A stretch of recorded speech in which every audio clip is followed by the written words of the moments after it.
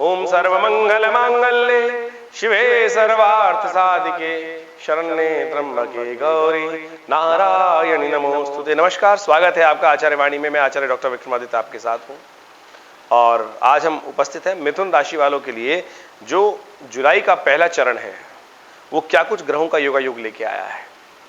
देखिए, ग्रहों का योगायोग बड़ा आपके लिए बैलेंस सा दिखाई देता है। सबसे पहले तो बड़ी सुंदर तिथियां बन रही हैं इसके अंदर। सावन का महीना आरंभ होने वाला है और ऐसे में आपके समस्त कष्टों को दूर करने के लिए उपाय बहुत सुंदर है। देखिए, हम जानना चाहते हैं कि क्या कुछ रहे होगा हमारे साथ, तो उसका उपाय भी जानना चाहते हैं। उपाय बहुत सीधे साधे हैं। जब उपाय सीधे साधे होते हैं तो ग्रह थोड़ा भारी भी हो तो चिंता नहीं करनी चाहिए, क्योंकि भगवान की कृपा से रास्ता बड़ा आसान होता है। तो इस महीने में एक बात समझें कि सबसे आसान रास्ता ग्रहों के उपचार के लिए आपके लिए समक्ष प्रशस्त है और उसका तिथियों का लाभ आप ले सकते हैं, क्योंकि सावन का महीना चल रहा है।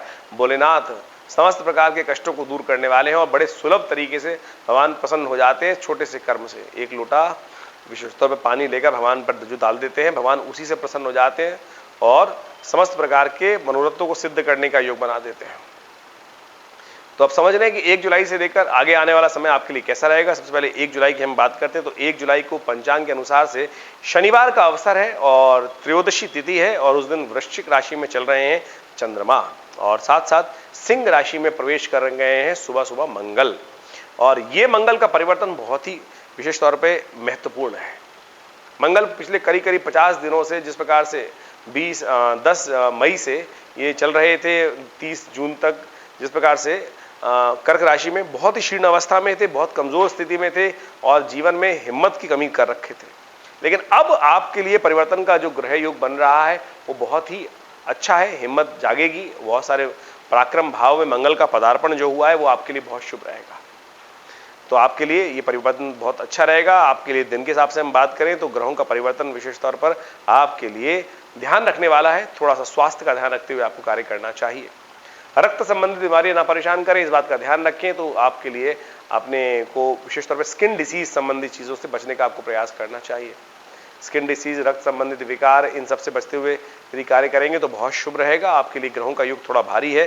कोशिश करें, शनि प्रदोष पड़ रहा है तो आपको एक कार्य करना चाहिए। आप अपने कष्टों को दूर करने के लिए भगवान का ध्यान करें और भगवान का विशेष तौर पे अभिषेक करें। आपके लिए सबसे सुंदर योग बनेगा। थोड़ा तिल डालकर दूध में ओम नमः शिवाय का जप करते हुए त्र्यंबकम निजामहे सुगंधिम पुष्टिवर्धनम उर्वारुकमिव वंदनान् मृत्योर्मुक्षीमामृतात् या ओम हौं जूं सह लघु मृत्युंजय के द्वारा भगवान का अभिषेक करें। प्रदोष है, शनि प्रदोष है, इससे सुंदर उपाय नहीं हो सकता। ईजिएस्ट उपाय है, करने का प्रयास कीजिए, कष्ट दूर होंगे। 2 जुलाई को यदि हम बात करें तो ग्रहों का परिवर्तन बहुत ही पॉजिटिव होता दिखाई दे रहा है।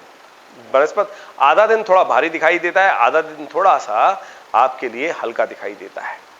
तो आप इस बात का ध्यान रखें कि ग्रहों के दृष्टिकोण से जब चंद्रमा का परिवर्तन धनु राशि में होगा करीब दोपहर को 1:21 पर, उससे पहले का समय थोड़ा भारी है, उसके बाद का समय आपके लिए अनुकूल होगा। लाभ की स्थिति उत्पन्न करने के योग बनाएगा, धन आगमन का योग बनाएगा, पॉजिटिव चेंजेस लाने के योग बनाएगा। लेकिन सुबह का समय थोड़ा भारी रहेगा, तो कोशिश ये करें इस दिन भगवान का पूजन करते हुए समय निकालने का प्रयास करें। रविवार का अवसर है, चतुर्दशी तिथि है और साथ साथ पूर्णिमा का आगमन भी हो जाएगा, तो सत्यनारायण व्रत आज ही किया जाएगा। हम बात कर रहे हैं 2 जुलाई की और बात कर रहे हैं हम राशियों के संबंध में मिथुन राशि की, तो उनके लिए अनुकूल रहेगा समय। तो इस बात का ध्यान रखते हुए कार्य करें। ओम नमो नारायण इस मंत्र का जप करें। भगवान को चूरमे का भोग लगाकर विशेष तौर पे जो कसार जिसको कहा जाता है कि आटे को भूनकर उसमें केला इत्यादि डालकर भगवान को उसको विशेष तौर पे भोग लगाने से, उनका पूजन करने से मनोरथ सिद्ध होते हैं, कष्ट दूर होते हैं। 3 जुलाई को ग्रहों की गणना दिखाती है कि सोमवार का अवसर, पूर्णिमा तिथि, व्यास पूर्णिमा, गुरु पूर्णिमा का सुंदर अवसर है। आषाढ़ की पूर्णिमा के दिन शुभ तिथि रहती है और ऐसे में ग्रहों का योगायोग भी आपके लिए धनागमन की सूचना दे रहा है, लाभ की स्थिति उत्पन्न कर रहा है। तो आपको इसका पूर्ण लाभ लेते हुए कार्य करने का प्रयास करना चाहिए। आपको आगे बढ़ने के लिए ग्रह प्रशस्त दिखा रहा है, लेकिन बस थोड़ा सा क्लैश से बचने का प्रयास करें। मंगल यहाँ पर शनि के साथ समसप्तक योग जो बना रहा है वो कहीं ना कहीं कष्ट उत्पन्न करने के योग देता है। तो कोशिश करें अपने आप को थोड़ा सा आध्यात्मिक तौर पर सरल बनाने का प्रयास करें। बाकी सब आपके लिए अनुकूल है, समय उसका लाभ आपको अवश्य मिलता दिखाई दे रहा है। गुरु के संबंध में भगवान संतों की पूजन, संतों की का आशीर्वाद लेते हुए कार्य का दिन का आरंभ करेंगे तो बहुत शुभ रहेगा। 4 जुलाई को ग्रहों की गणना बड़ी विचित्र है, बड़ी शुभ है और लाभ के संकेत दे रही है। पंचांग भी बहुत शुभ है उस दिन। मंगलवार का अवसर, प्रतिपदा तिथि, मंगला गौरी जी का पूजन और सावन प्रारंभ हो रहा है, चंद्रमा का परिवर्तन भी हो रहा है। तो ये सारी की सारी सूचना देता है कि आपके लिए कुछ खास बातों का ध्यान रखना आपके लिए जरूरी है।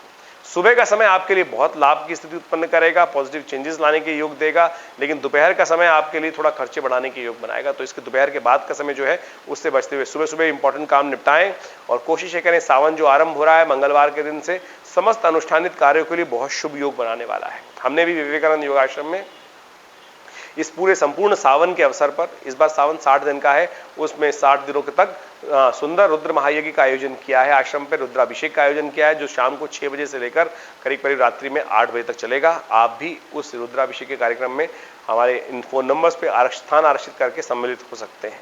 जो लोग बहुत दूर हैं उनके लिए भी व्यवस्था है, तो आप भी उस व्यवस्था का पालन करके फोन नंबर्स पे अपना स्थान आरक्षित कराएं और योग्य ब्राह्मणों के द्वारा, उस पंडितों के द्वारा उस रुद्राभिषेक में भाग ले सकते हैं और अपने मनोरथ सिद्ध करने के अवसर प्राप्त कर सकते हैं। 5 जुलाई को ग्रहों की गणना विशेष तौर पर दिखा रही है कि उस दिन ग्रहों का योगा योग जो है वो आपके लिए थोड़ा सा भारी दिखाई देता है। आपको ध्यान रखते हुए कार्य करने की जरूरत है। किसी कॉन्ट्रैक्ट में, किसी बंधन में न फंस जाएं, इस बात का ध्यान रखें जो आपको बाद में नुकसान देने के योग बनाए। बुधवार का अवसर, द्वितीया तिथि, सावन का कृष्ण पक्ष चल रहा है और ऐसे में ग्रहों का योगायोग थोड़ा सा सावधान करते हुए आपको आगे बढ़ने का प्रयास करना चाहिए। ऐसे में उपचार के तौर पर बुधवार का अवसर है, आपको हरी सब्जियों का दान और विशेष तौर पर दूर्वा भगवान को चढ़ानी चाहिए। ये बड़ा सुंदर उपाय रहेगा, इससे कष्ट दूर होने के योग बनेंगे। 6 जुलाई को ग्रहों की गणना विशेष तौर पर दिखा रही है कि बृहस्पतिवार का अवसर है, तृतीया और चतुर्थी का योग है। तृतीया उस दिन उदय तिथि के रूप में विद्यमान है, उसके बाद कुछ ही क्षणों में चतुर्थी का आगमन हो जाएगा और वो अगले दिन की सूर्य उदय से पहले क्षय भी समाप्त भी हो जाएगी। तो इसलिए चतुर्थी क्षय मानी जा रही है बहुत सारे क्षेत्रों में।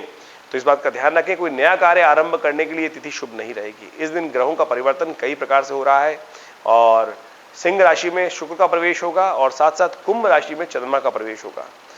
दोपहर के बाद का समय आपके लिए अनुकूल दिखाई देता है, पॉजिटिव चेंजेस वाला दिखाई देता है, लेकिन दोपहर से पहले वाला समय थोड़ा सा कष्टमय दिखाई देता है। तो इंपॉर्टेंट कामों को दोपहर के बाद करेंगे तो अच्छा रहेगा, इस बात का ध्यान रखें।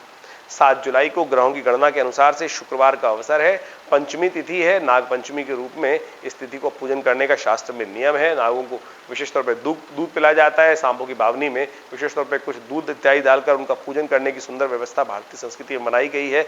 इसको अवश्य हम पालन करना चाहिए और साथ साथ भगवान शिव का स्तवन करने की बड़ी सुंदर तिथि है।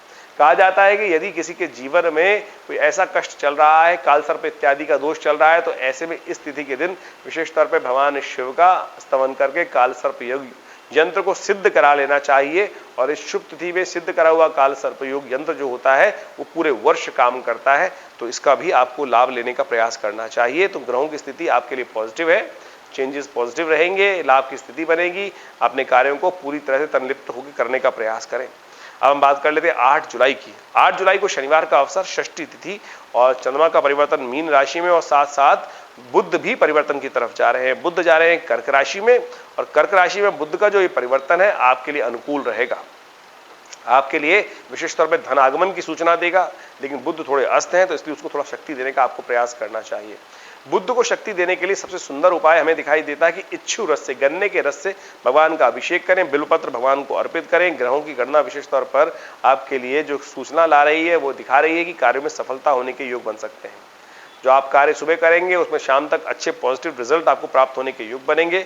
तो आपको ध्यान रखते हुए कार्य करना है कि अपने कार्यों से अपने मन को हटने नहीं देना है, तो ये आपके लिए शुभ रहेगा। शनिवार का अवसर है और शनि इन दिनों आपकी राशि के अनुसार से जहां योग बना रहे हैं वो विशेष तौर पर ग्रहों का योगा योग जो आपके लिए बना हुआ है वो दिखाता है कि आपको धर्म कार्यों से विशेष तौर पर लाभ की स्थिति बनेगी। तो आपको ऐसे में ध्यान रखते हुए कार्य करना चाहिए। कुछ उड़द की दाल का दान, साबुत उड़द का दान, ये सब करें, आपके लिए शुभ होगा।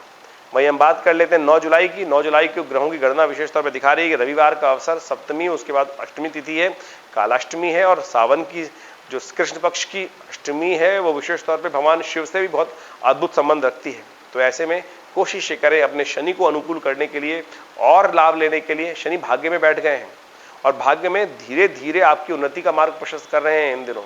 लेकिन शनि इन दिनों वक्री भी चल रहे हैं, तो इस बात का ध्यान रखना चाहिए। शनि क्रूर ग्रह है, जब वक्र हो जाते हैं तो थोड़े से अनिष्टकारी भी हो जाते हैं, तो उनको ध्यान रखने के लिए, उनको ठीक करने के लिए कोशिश करें।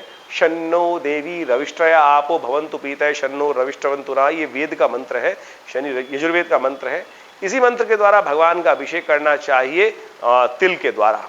कहा जाता है कि समस्त मनोरथ सिद्ध होते हैं, ग्रह अनुकूल हो जाते हैं और कल्याण के योग बनते हैं। तो इस तिथि का आप लाभ अवश्य लेने का प्रयास करें। रविवार का अवसर और सुंदर तिथि, माँ भगवती की कृपा से जीवन में कष्ट दूर होने के योग बनेंगे। अब हम बात कर लेते हैं 10 जुलाई की।